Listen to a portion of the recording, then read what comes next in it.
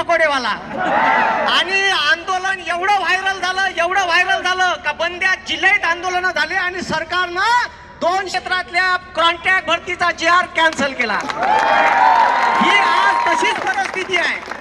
आता तुमच्या जागा MPSCतून भरल्या तर या चोट्याले कमिशन भेटत नाही. आणि ह्या गल्लुऱ्या 900 रुपये फी आहे. किती रुपये फी आहे? 1000 रुपये. किती रुपये फी आहे? आता त्याच्यात ठीक आहे, MPSCचा पेपर कलेक्टरच्या स्ट्रॉंग रूमला येते, 8 दिवस जमा राहते. पेपर 11 वाजता सुरू होते तर 9:30 वाजता स्ट्रॉंग रूम मधून निघते. आपल्या समोर फोडते ना पेपर, 2 लोकांच्या सह्या घेऊन फोडते ना. आता जर ऑनलाईन पेपर असला आणि एखादा वायर साल्यानं दुसऱ्याच रूम मध्ये टाकला आणि तिकडं 4-5 पोट्टे बसवले तर आपल्याला का फेंडा माहीत पडणार आहे का? आणि हे असे चोर करत आले.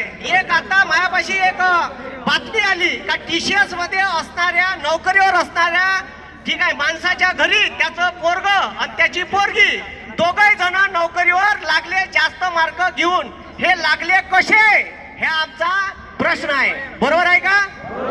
मग जर अशी पेपर फुटी होत असेल तर हे आम्हाला मान्य नाही.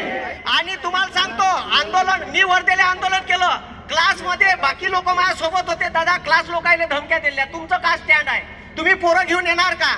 मी त्याला सांगितलं का पोरावर केसेस होणार नाही.